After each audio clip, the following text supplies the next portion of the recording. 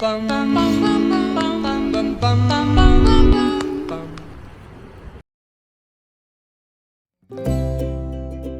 迎嚟到我嘅澳洲之旅，事不宜遲，我哋即刻出發啦！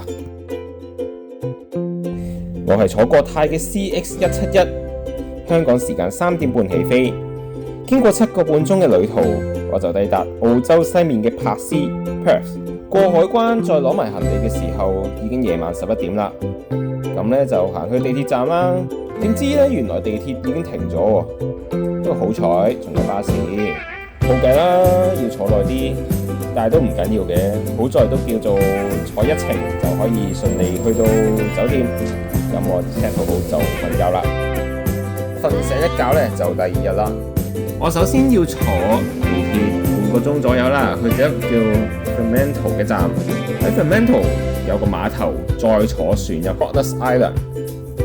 一抵達個島嘅時候，我好快就喺遊客中心隔離揾到一隻老鼠。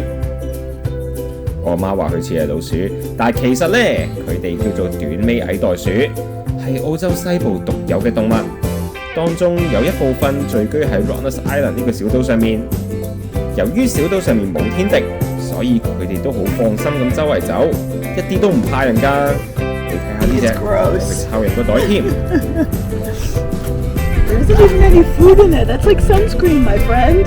No, I'm not supposed to touch you. You're turning me into the worst tourist ever. 佢哋最中意食嘅嘢就係樹葉，所以成個地方對佢嚟講都係個buffet嚟㗎。佢哋從來都唔愁冇嘢食。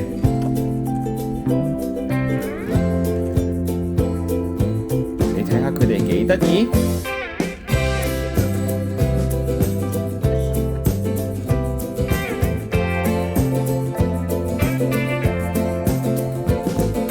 個小島其實都好大下嘅，咁呢，有啲人就會選擇去租單車啦，又或者電動單車啦，又或者搭巴士去到遊覽呢個小島。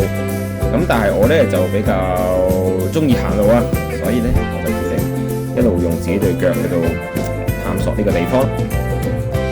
行到半路啦，我就肚餓啦喎，於是就揾到間便利店去坐低食嘢啦。食下嘅時候，咦？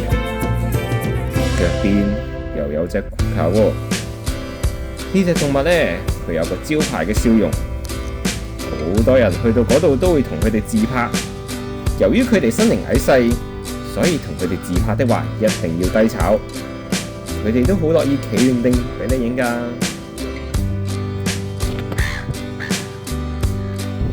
今日全日嘅天氣都好多雲，唔錯嘅，我覺得。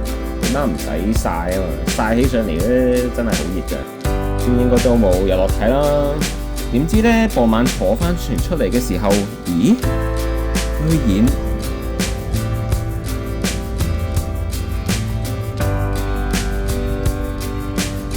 呢個橙紫色嘅晚霞，實在為今日嘅旅程畫上圓滿嘅結束。咦？咪住先，結束？我未食飯喎。而家時間係傍晚7點，附近啲餐廳閂晒門喎，點算好呢？喺冇選擇嘅情況之下，我就決定去超市買咗好大一包嘅千層麵，冇錯，係千層麵咯。我特登走上去澳洲食啲咩係千層麵，整翻熱咧就可以食啦。簡單慳錢得嚟，又唔算貴啊，其實都唔錯㗎。瞓醒一覺，我哋就去到 Day 3啦。咁咧介紹翻先，呢個係我間房。咁俾你睇下，其實都係一個自己嘅私人空間，都幾唔錯嘅。咁但係只不過缺點就係隔離就係 common area 咯。咁所以如果有時候我諗住早瞓嘅時候，出面啲傾偈聲都會傳入嚟。不過唔緊要啦，我都瞓得幾好嘅 anyways。早餐我又係食千層麵。事關尋日我買嗰個千層麵咧，其實係6人份量嚟嘅，所以我前後係分咗3餐去到食晒成個千層麵。唉，真係正，好中意千層麵。如果喺香港都有呢啲咁嘅即食千層麵就好啦。同大家介紹下 Perth 嘅交通啦，其實都幾唔錯㗎。嗰度咧有啲免費嘅巴士叫做 Cat Bus， 多數係用啲電動嘅富豪單層巴士。你睇下佢哋。電動輪椅版嘅，香港嗰啲都仲係要手動啦。好快就去到 Kings Park 啦。Kings Park 咧係一個超級無敵大嘅公園，大概都有幾個維園咁大。靚嘅一個環境。咁嗰度咧就睇植物為主啦。咁但係其實我自己對植物就冇乜話好大嘅興趣。咁我就一路行啦，叫做享受下自然風景啦，叫當行山啦，因為都有啲上上落落，同時都睇下樹上面嘅動物咯。行行下就去到海邊嘅藍色屋仔，真係超級靚。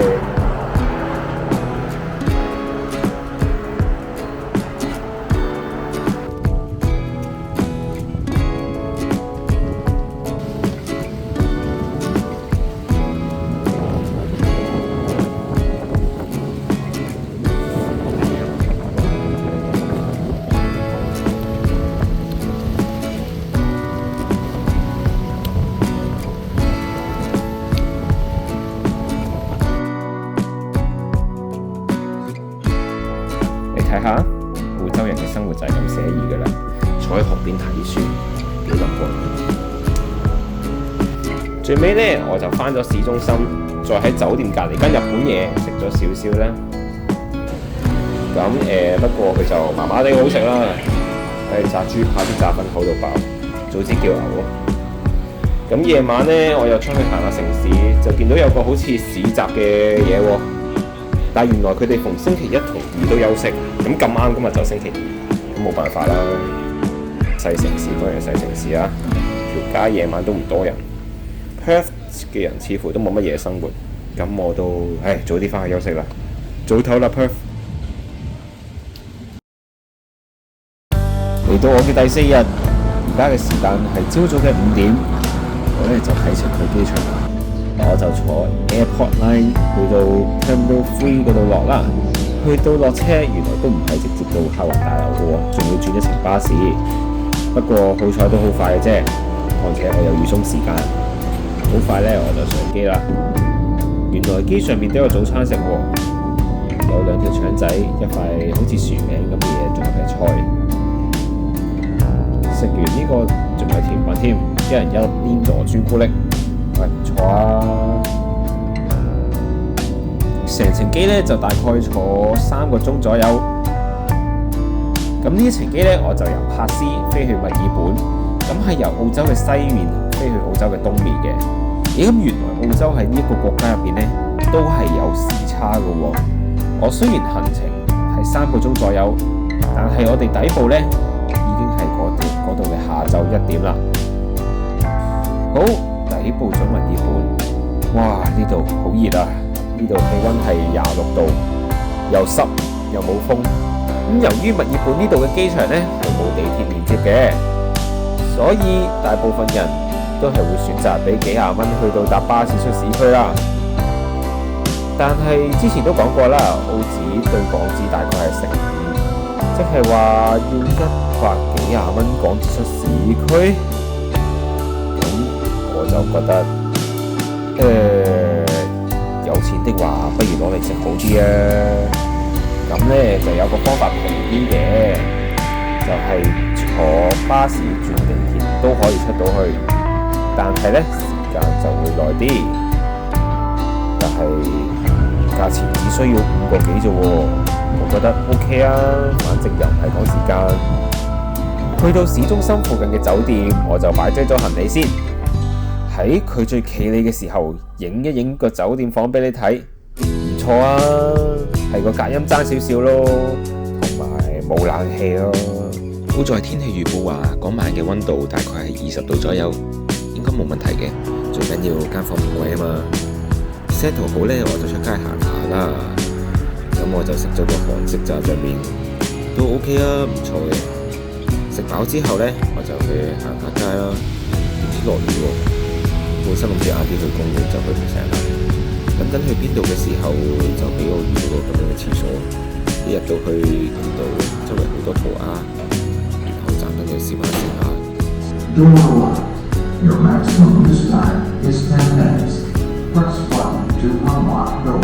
聽下佢講先，原來佢會計時10分鐘。唔知如果10分鐘屙唔完會發生啲咩事呢？又有音樂喎。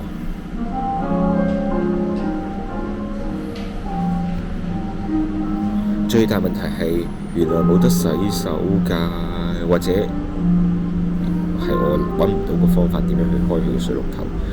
好在我唔係真係屙啫，我純粹嚟試下。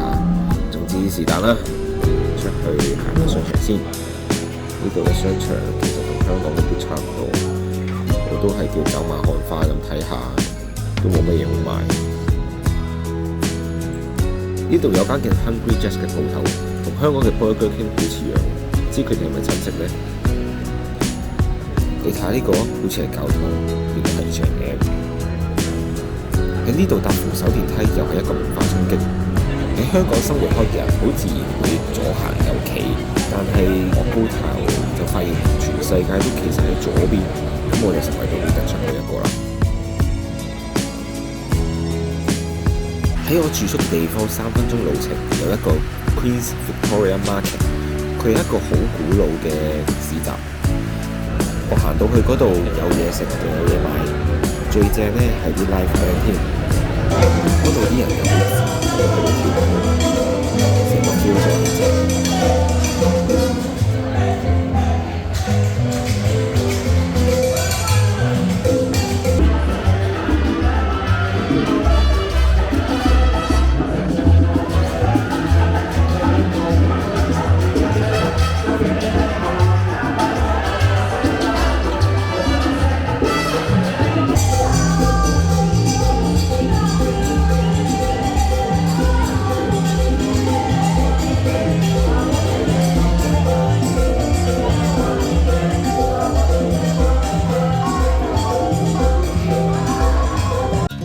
時間去到夜晚嘅10點左右啦，佢哋就收檔啦。咁我就返到屋企啦。我就當然要食澳洲最好食嘅娛樂，喺香港賣70幾蚊，喺澳洲同一樣嘢賣20幾蚊咋，仲要真係超級好食。去親澳洲點都要食呢啲嘅娛樂。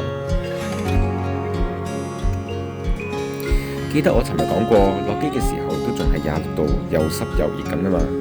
今日瞓醒天氣居然係17度喎，一起身就有 Angel 帶我去食早餐，同埋有車河。食咩早餐？原來係日本嘢，但係 OK， 好好食喎，我好中意佢杯咖啡啊。然後佢再帶我喺市區遊咗個圈，我好中意呢度同香港一樣好多樹木，行行下又去咗一個興建緊嘅賽車場，我哋就喺跑道喺觀眾席之間行駛，真係好特別啊！呢個感覺。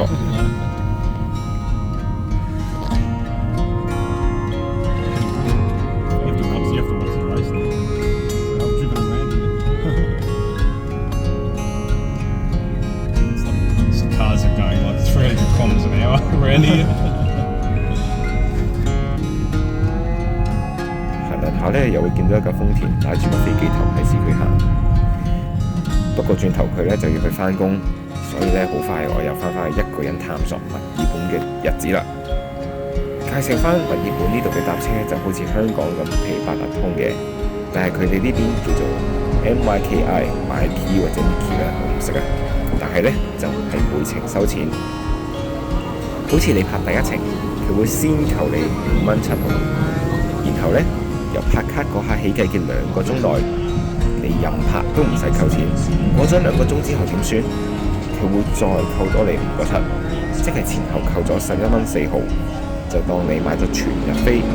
咁你全日咧任拍都唔會再多收你錢㗎啦，即係我任搭巴士、地鐵同埋電車，好似個放題咁啊！墨爾本嘅市中心唔係以巴士，原來係以電車為主嘅喎。你坐電車可以穿梭市區做各大嘅景點，係方便過搭巴士嘅。咁我就用盡呢個着數去行勻市區每一個地方啦。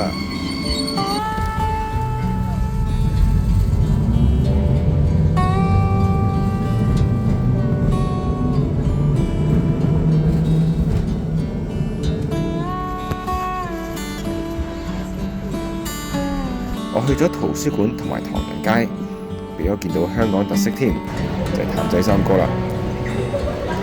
當然一場嚟到我唔會好食啦。然後呢，我就去咗個聖 Q 大海灘，呢度係非常之大風嘅，大風到呢，我喺海邊側邊行，啲沙係會吹埋塊面度嘅。咁大風，啲人呢就喺度咁樣玩啦。我唔知呢個咩運動叫咩名啦，但係望住佢哋玩得咁開心，我都好想玩埋一份啦。下彈下就去咗企鵝棲息嘅地方啦。係啊，你冇聽錯，墨爾本係有得睇企鵝嘅。你揾唔揾到喺邊度？就係呢啲堤壩嘅石壩中間啊。聖 Kilda 呢個位呢，夜晚係最多企鵝返嚟嘅時間，係最容易睇到佢哋。不過呢，嗰啲時間就要預約先至可以入到去喎。冇預約嘅我就只可以喺日頭睇。我就諗住，反正咁早嚟到，搏下睇下有冇見到啦。啊，真係有喎，可能係 BB 嚟嘅。我睇佢啲毛咁樣，等緊屋企人返嚟餵佢食嘢。總之睇到都幾開心。咁我就唔特登等夜晚啦，因為一定多人，同埋我都唔知特登等多3個鐘會唔會真係睇到嘅。睇完企鵝，完成咗一大心願。就諗住去揾啲嘢食醫下肚啦。我上次喺超市買啲千層麵翻去幾正啊嘛。今次咧就冇俾我揾到千層麵啦。咁但係咧就俾我見到一盒咁樣嘅嘢喎。咁我就覺得唔錯啊，等我試下先。點知攞去 counter 俾職員嘟一嘟，部電腦所寫嘅價錢咧，同嗰塊牌標示價錢一樣喎。咁我影咗張相俾職員睇啦，跟住撳咗2下就話我可以免費攞，跟住我 O 晒嘴啦。雖然係本身佢都平平地嘅，咁但係都真係好特別喎。始終喺香港未試過咁嘅嘢，你真係咁樣成盒免費咁攞成盒翻去食喎，咁就真係正啦。咁我就最尾我翻去食咗少少嘢，就去咗附近公園睇 possum 啦。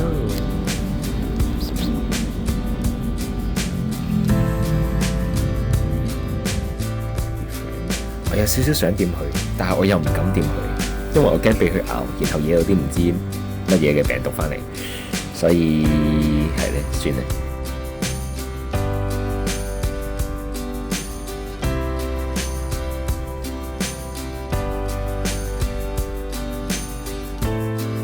瞓醒一覺，我又路過尋日好多人跳舞嗰個 Queen's Market， 今日咦變晒樣喎，成個市集都好似深水埗咁嘅攤檔。我路過呢個 Queen's Market 就去咗尋日嗰間餐廳食早餐，因為真係太好食啦。今日呢，我就配咗呢個橙味嘅咖啡，哇，冇得頂啊！今日其實本身係空嘅，係冇嘢做嘅。咁於是我就去諗下啦，我今日嚟到呢度，我想做啲咩呢？我就諗起，其實我想睇下啲野生動物咯。跟住我就上網揾有邊度可以睇到啲野生嘅袋鼠啊，食呢？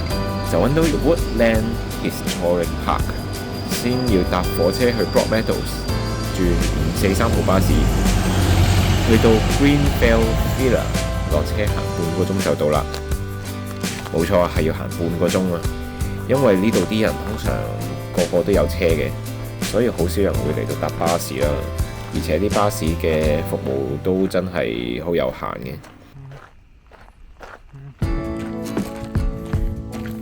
而家咧，我就喺澳洲嘅某處喺度行緊，真係乜都冇。咁咧，本身我就諗住去揾袋鼠，咁而家我都係諗緊去揾袋鼠，但係我應該揀一條遠嘅路，咁就係咯，人又冇，車又冇，蚊又好多，咁我就繼續行住先啦，睇下會見到啲咩啦。終於嚟到呢個 Woodlands Historic Park 嘅入口啦，咁我哋而家行入去，哇！有幾多樹？點入㗎？好，咁樣 ，OK。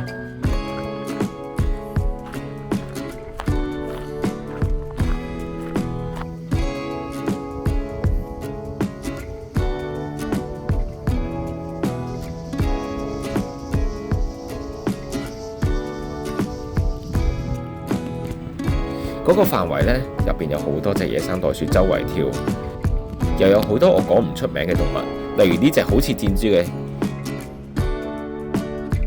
any noise you make, stamp with a stick, crunch of a leaf, anything like that, they know you're there and the game's up. So it's a case of sneaking around the forest. 佢驚嘅時候呢，原來會畫個地窿收埋自己嘅喎。我初初見到佢就諗住行埋去睇真啲啦，跟住佢就好快揾咗個地方匿埋咗，淨係突出個 pat pat 對住我。咁我就諗住等一等啦。於是乎我等咗5分鐘、10分鐘，但係佢都冇喐過，佢應該聞到我喺附近。咁我就行開咗啦。大概10分鐘之後，我再返去嘅時候，就見到好自由自在咁散步喎。其實佢哋都可以好大膽嘅。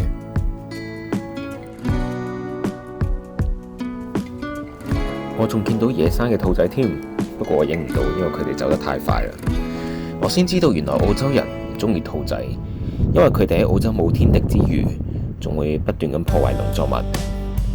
最尾我走嘅時候，見到有馬喎，你唔好以為係普通嘅馬，其實佢嚟自香港嘅。呢個地方專門收容一啲退役嘅賽馬，包括呢隻叫做 Handsome Bobo。回程見到有人將巴士改裝做雪糕店，就幫襯下啦。8蚊杯睇住飛機降落食雪糕。好啦，今晚呢要坐火車出返 Sydney 啦。匆匆食完晚餐就要去火車站啦。呢個係去悉尼嘅 XPT Train， 墨爾本傍晚7點50分出發，歷時11個鐘。悉尼朝早呢就6點40分抵達。喺車過夜呢就真係第一次啦。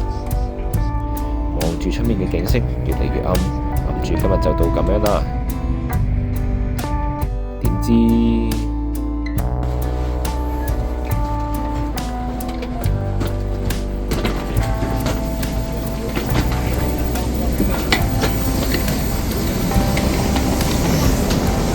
而家時間係11點嘅13啦，咁我哋就喺度落晒車。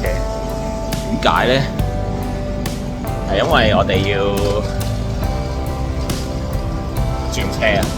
我哋冇火車坐啦，我哋要搭巴士。原來要整路喎，咁咧就要喺半路轉巴士啦。而家係夜晚11點，我就喺 Albury Station 轉巴士啦。佢哋有一早 send email 嚟同我講話要轉巴士嘅，我就同自己講應該唔會好差嘅。點知真係好差！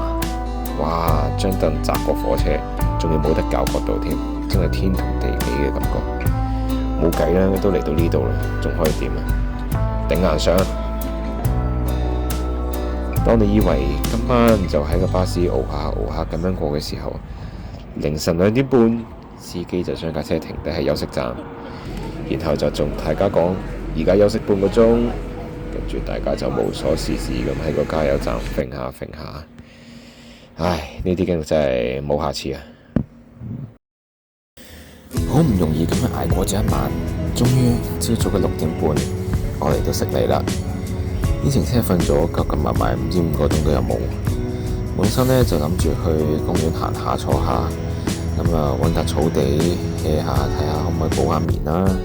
點知又落雨喎，冇辦法啦。咁我呢就決定改一改行程。本身諗住下晝去嘅動物園，就改做而家上晝去啦。我就攞住個篋上咗 T1列車，坐去 Blacktown 站。墨爾本啲人話悉尼啲人唔友善，但係我一上車就遇到一對老夫婦，佢哋好好人喎。佢哋同我分享佢哋去南山睇表演，於是我就一路坐車去到 Blacktown， 再轉巴士坐幾個站過去。嗰度冇讓我失望。真係可以摸袋鼠，又見到樹熊同埋汪比。基本上呢，我呢個澳洲之旅其中一個重點動物，我已經完全滿足晒啦。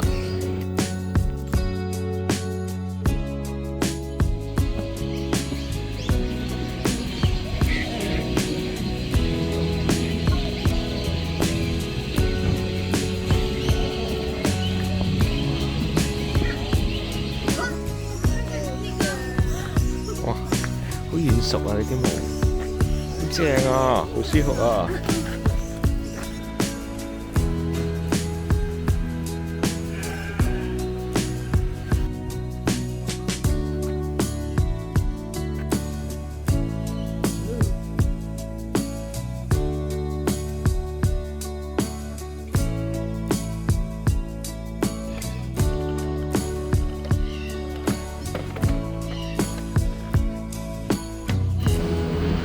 呢個 Featherdale 動物園之後，我就坐返車出返市中心啦。我先食咗個午餐，今日呢，我就選擇食東南亞嘢，青咖喱雞肉飯。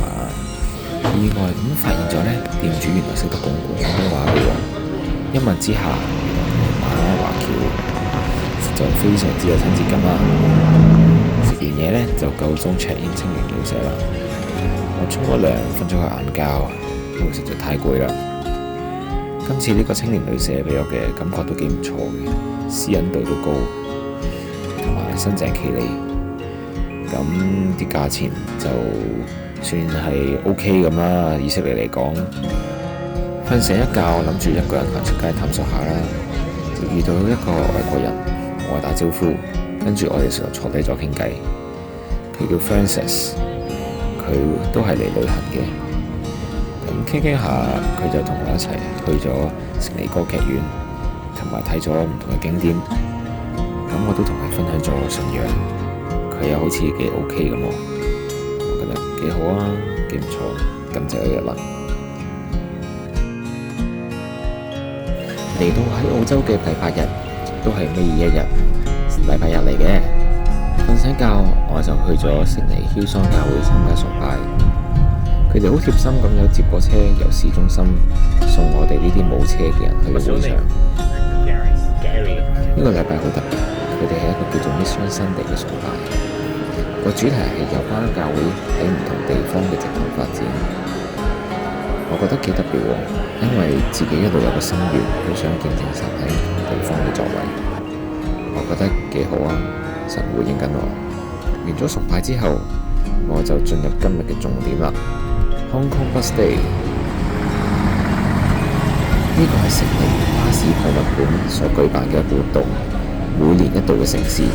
佢哋收藏咗3架香港嘅舊巴士，今日呢就攞咗2架出嚟行啦。唔止睇添喎，原來我哋有得坐嘅。巴士穿過大街，我穿過大橋，就去到博物館嘅所在地啦。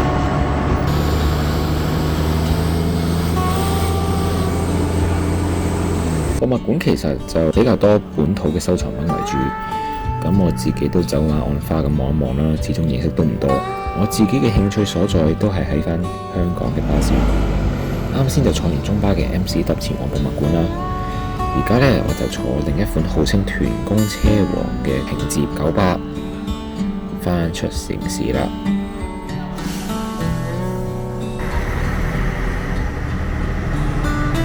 呢款車果然正啊，坐得我非常之開心。然後我就同阿華同埋佢嘅朋友一齊周圍行咗 Fish Market 就去食晚餐啦。我哋喺一間好靚嘅酒店食咗個好貴嘅自助餐，全程掛住食嘢，都冇乜點影相拍片。食完嘢我就再返城市慢慢行，好享受喺澳洲嘅最後。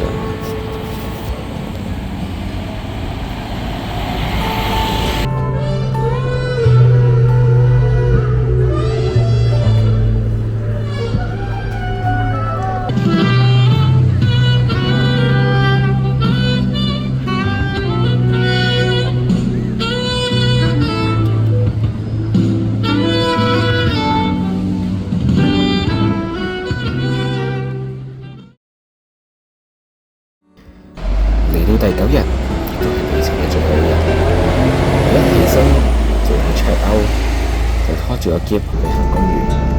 呢個係旅程嘅最後一站。我呢主要就想揾野生嘅紅胸寶，雖然冇俾我揾到好多，但係反而俾我遇到好多蝙蝠喺樹上面。佢哋好大隻，好大對，真係好特別。然後我就見到鴨仔，最後先至俾我見到鸚鵡。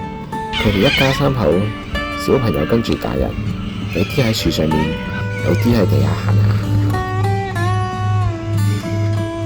最後呢，我搭車就去機場上機啦。總結晒成個行程，我覺得真係好開心，好感恩。澳洲係我一路都想去嘅地方，我唔單止有機會去，神更加為我預備咗最好嘅天氣、人同埋經歷。天氣唔曬唔熱，涼涼地好舒服。路上遇見唔同嘅人，同佢哋哋講嘢都讓我覺得好滿足。